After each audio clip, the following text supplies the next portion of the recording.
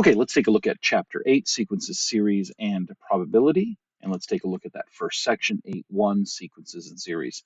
So this is part 1 of 4. We're going to look at just the definition of a sequence, a couple of examples of it in this first video. So an infinite sequence is a function whose domain is the set of positive integers. The function values, a1, a2, a3, a4, so on and so forth, are called the terms of the sequence. If the domain of a function consists of the first n positive integers only, the sequence is a finite sequence. So we have infinite sequences and we have finite sequences. So if a sequence has only 5 values, it's finite. If it has infinitely many values, then it's an infinite sequence. So the subscripts here are 1, 2, 3, and 4. Those are just labels. It allows me to use the letter A many times. And occasionally they will, it says here, start some sequences with 0 instead of 1, so that the terms, instead of being A1 through AN, become A0 through whatever we need at the time. The domain of the function is a set of all non-negative integers. So in this case here, the domain is just whatever the subscripts are. So in the first one, they were the positive integers, 1, 2, 3, 4, 5, 6. Now, because they start with 0 here, the domain of this function would be what we call the non-negatives. So that's 0 and all the positives. So let's write the first 4 terms of each of these sequences here. So here they say that an is 3 times whatever n is. So this n is the same as this n right here, minus 2. So then a1, we're just replacing n with 1, becomes 3 times 1 minus 2. 3 times 1 is 3, minus 2 is 1. Then we're going to plug in 2. I'll let you check the math. We do get 4. We plug in 3. This is the third term of the sequence. We get 7. And now we plug in 4. And we get the fourth term of the sequence, which is 10.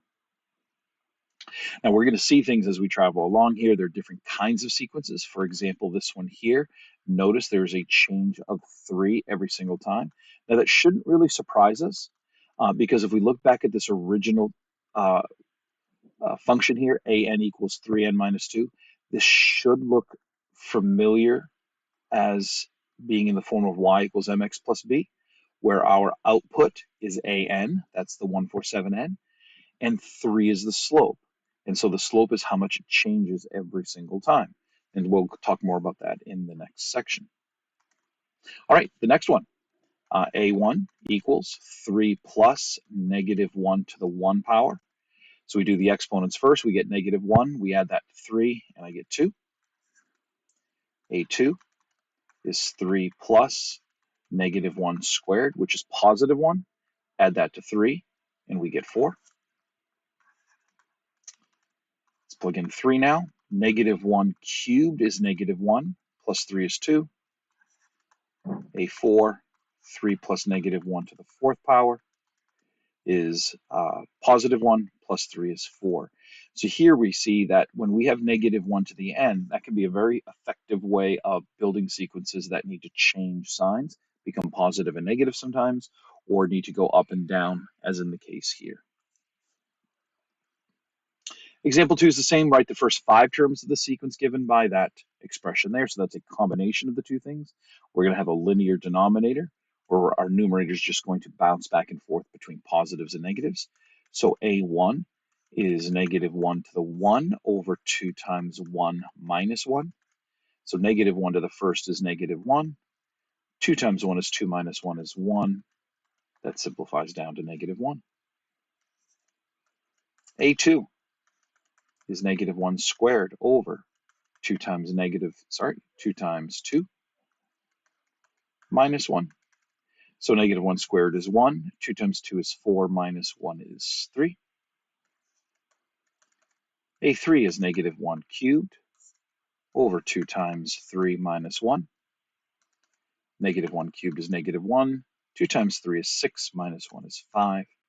And what I want to do at this point in time is take a look at the patterns here. So notice our numerator is negative 1 in the first term, positive 1 in the second term, negative 1 in the third term. Therefore, we can conclude it's going to be positive 1 in the fourth term, negative 1 in the fifth term. Our denominators, because they follow that linear pattern, go up by 2. So 1, 3, 5. This is going to be 7, this is going to be 9. So I'm interested, how to evaluate the terms of the sequence, but also be on the lookout for patterns. Because when we get down to example number 3, now they want us to go backwards. They give us the first 4 terms, and they want us to determine what that AN expression is. So let's take a look at those 2 examples here. All right, so we know A1 is 1, A2 is 3, A3 is 5, and A4 is 7. And if we need to, we can build a couple more. A5 is, if we just continue that pattern, 1, 3, 5, we see that it's changing by 2. We could get that that's 9. And so now what we want to do is look at these and say, all right, I need an expression where if I plug 1 into this expression, I get 1. If I plug 2 in, I get 3. If I plug 3 in, I get 5. And I believe if we look up here, we see an example too. Look at those denominators, 1, 3, 5, 7, 9. It's those same denominators. Okay. So our expression is going to be exactly the same as that one above, but let's just verify this. What can I do to 1 to get 1, 3 to get 3, 2 to get 3, 3 to get 5. And we'll see that if we double that n value, so if I double 1, I get 2, double 2, I get 6, double 3, double 2, I get 4, double 3, I get 6.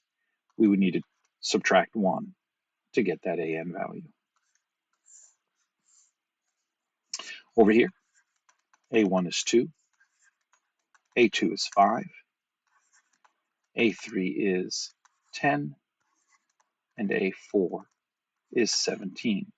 So again, let's just take a look here. This is a little bit different because this goes up by 3, then this goes up by 5, and this goes up by 7. So the next one would have to go up by 9 and be 26. So if we take a look here, what's going on? How do we find our A sub n? And so you might look and say, what happens if we just add, 2 plus 3 is 5, but if we add 3 to 3, we don't get 10. We try a couple different things. What if we double 1, we get 2, but if we double 2, we don't get 5. And so you start trying and playing around. Eventually, what you might discover is, let's do this in green here, is if I multiply 2 by 2, so that is if I square 2, I get 4, square 3, we get 9, square 4, we get 16, and if I square 5, I get 25. Each time when I square that n value, I end up 1 less than the value I want. So what we're going to do is this, we're going to square the n, and then we can just add 1 to that. Sure enough, square 1, we get 1, we add 1, we get 2. All right, now, the way in those examples that we just worked through, those work really well. Let me go back to this again. So that if I asked you what is the 10th term, we would know to just square 10, which gives me 100, add 1, and I get 101. But from my understanding, computers aren't able to do that quite as easily. So computers can take the advantage of doing many, many calculations very quickly. And so computers use this idea of defining sequences recursively. And to define a sequence recursively, you need one or more of the first few terms. All other terms then defined using the previous 2 terms. So let me go back to look at again at example 3. Notice if I gave you this term here, you know that all you need to do is add 2 to get the next one, and then take that one and add 2 to take the next one. And so what we'll do is to define it recursively, here's what we say. If you want any term, I'm using K to represent any term. So if I want the next term here, I know I just have to take the term before it. Okay, remember K is what number term you're on, and we're going to take the one before it, and we just add 2. Okay. That's a little bit harder in something like B over here because what we're adding changes every single time. But that's how we would do example number 3, writing it recursively. So let's take a look at this. The Fibonacci sequence is defined recursively as follows. They tell us the 0th term is 1. They tell us the first term is 1. And here it is. If you want any term whatsoever, this says take the term that's 2 before it and add the term that's 1 before it. So our first term here, or we'll say our 0th term, is 1. Our first term is 1. So what this says is this: if I want that second term, I'm going to take the term that's 2 before it. So again, this is my k value, 2.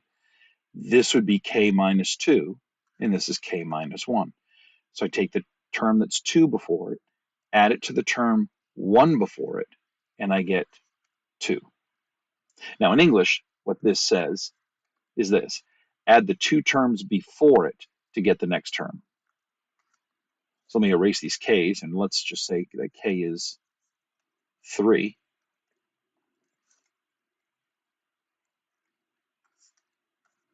So let's find the third term. So if that's k, then k minus 2 is going to be 1. K minus 1 is going to be 2.